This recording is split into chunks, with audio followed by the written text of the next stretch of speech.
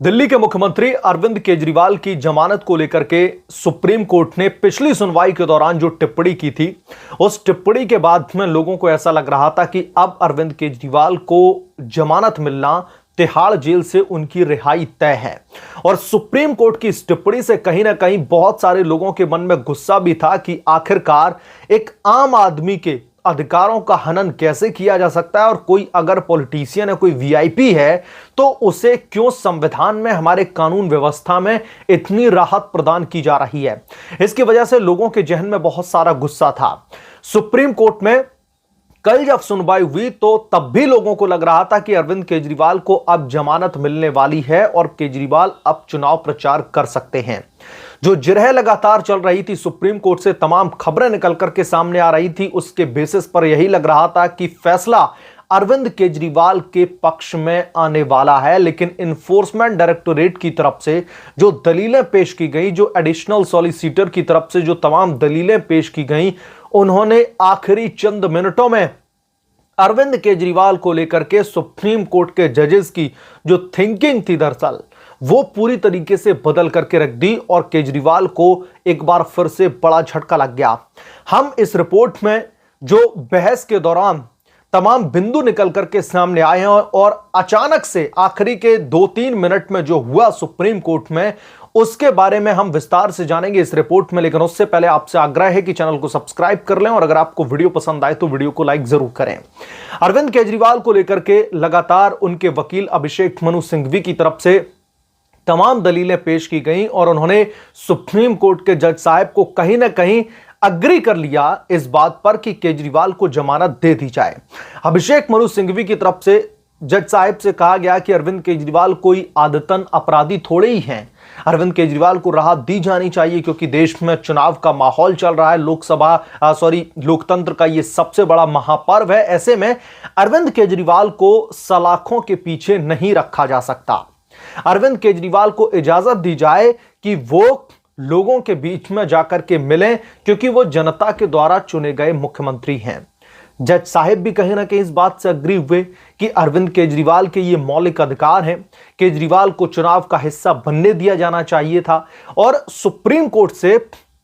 जो तमाम छोटी छोटी क्लिप्स निकल करके सामने आ रही थी मीडिया रिपोर्ट्स के हवाले से, उसमें लग रहा था कि अब केजरीवाल जमानत पर बाहर आने वाले हैं। लेकिन आखिरी चंद मिनटों में ईडी की तरफ से पेश हुए एडिशनल सॉलिसिटर ने जो वहां पर किया, उससे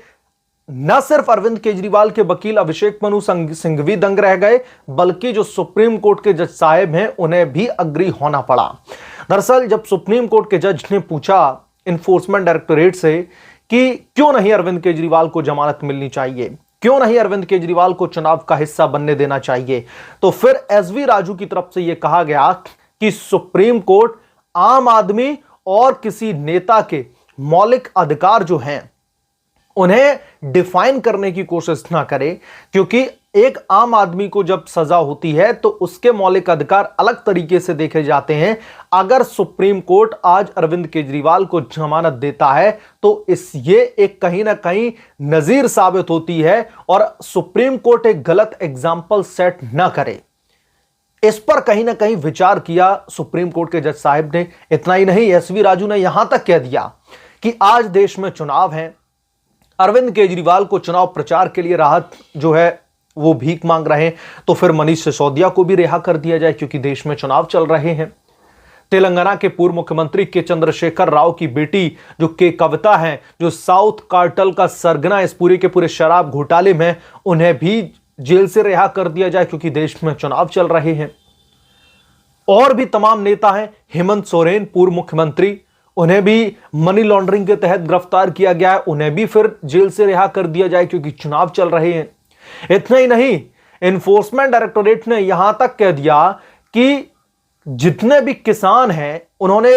अपराध अगर कोई किया है और वो जेल में बंद हैं तो उन्हें भी जेल से रिहा कर दिया जाए क्योंकि उनकी फसल बर्बाद हो रही है, उन्हें जाकर के खेती करनी है। तो इस बेसिस पर उस इंसान के जो अपराध हैं, जो उन्होंने घोटाला किया है, उन्हें दबाया नहीं जा सकता है। हर किसी के पास में कुछ ना कुछ काम है। किसान क्यों जेल में बंद है?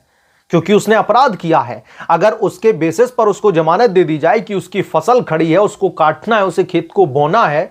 तो फिर सभी अपराधियों को जेल से बाहर करना पड़ेगा। इतना ही नहीं, एसवी राजू ने यह भी दलील दी कि तमाम कंपनियों के मैनेजिंग डायरेक्टर किसी न किसी घोटाले में, अपराध में जेल में बंद हैं, तो उन्हें भी जेल से रिहा कर देना चाहिए, क्योंकि उनकी कंपनियां चल रही हैं, उनको अपनी कंपनी को सुचारू रूप से चलाने के लिए काम करना है। तो एसवी राजू ने कहा कि सुप्रीम कोर्ट एक ये गलत नजीर पेश न करे, क्योंकि अगर अरविंद केजरीवाल को सिर्फ इस बेसिस पर जेल से रिहा किया जाता है कि देश में चुनाव चल रहे हैं, दिल्ली की जनता के बीच में जाकर के अरविंद केजरीवाल को मिलना है, क्योंकि जनता के द्वारा चुने गए वो मुख्यमंत्री हैं, तो फिर तमाम नेताओं की तरफ से सुप्रीम कोर्ट के इसी वर्डिक्ट को कहीं ना कहीं ढाल बना करके तमाम पिटीशंस फाइल की जाएंगी और सुप्रीम कोर्ट ऐसे मामलों की सुनवाई करते करते थक जाएगा। और यह एक एग्जाम्पल सेट होगा जिसे आगे आने वाले समय में भी बार बार दोहराया जाएगा जब भी चुनाव का टाइम आएगा। अब यहां पर सुप्रीम कोर्ट की तरफ से टिप्पणी क्या की गई, जरा यह भी समझ लीजिए। एनफोर्समेंट डायरेक्टोरेट की तरफ से किसानों की तरफ को लेकर के जो दलील पेश की गई थी, उस पर सुप्रीम कोर्ट कहता है कि फसल हर 6 महीने में बोई जाती है, लेकिन चुनाव हर 5 साल में आते हैं, तो ऐसे में इसके बारे में क्या हम विचार नहीं कर सकते हैं? तो जज साहब को यह शायद जानना चाहिए कि फसल चाहे 6 महीने की हो, चुनाव चाहे 5 साल की हो, उन्हें बाहर आने आखिरकार क्यों ही दिया जाए? क्योंकि उन्होंने अपराध किया है, उन्होंने घोटाला किया है। तो हम सिर्फ इस बात को लेकर के ये डिफाइन नहीं कर सकते कि फसल 6 महीने में बोई जाती है इसलिए हम किसानों को रिहा नहीं करेंगे, और अरविंद केजरीवाल जो जिस चुनाव में जा रहे हैं वो चुनाव 5 साल में आते हैं इसलिए अरविंद केजरीवाल को रिहा कर देना चाहिए। तो ईडी की तरफ से और एसवी राजू की तरफ से जब ये तमाम फैक्ट सामने रखे गए, तो फिर जज साहब को कहीं ना कहीं एक स्टेप वापस लेना पड़ा और अरविंद केजरीवाल का जो कोर्ट के बाहर जो मीडिया में तमाम खबरें चल रही थी कि अब अरविंद केजरीवाल दरअसल जमानत पर बाहर आने वाले हैं, उन तमाम कयासों पर पूर्ण विराम लगा दिया और सुप्रीम कोर्ट ने अरविंद केजरीवाल को जमानत देने से इनकार कर दिया। अब इस मामले की सुनवाई 9 मई को होनी है और 9 मई को सुप्रीम कोर्ट ने, एनफोर्समेंट डायरेक्टोरेट ने बहुत सारे जो सबूत हैं, बहुत सारे कागजात हैं इस मामले को लेकर के वो मांगे हैं। अब 9 मई को सुप्रीम कोर्ट क्या फैसला सुनाता है, उस जिरह के दौरान क्या होता है, यह भी देखना दिलचस्प होगा, क्योंकि बार बार सुप्रीम कोर्ट में जब भी फैसले की घड़ी आती है तो 100 करोड़ रुपए का जिक्र होता है जो अरविंद केजरीवाल ने लिए हैं आरोपों के मुताबिक ईडी के कविता से, और फिर उनको गोवा में चुनावों के दौरान भुनाया गया, उनका इस्तेमाल किया गया। और जो विनोद चौहान गिरफ्तार किया गया है कुरियर बॉय, उसे लेकर भी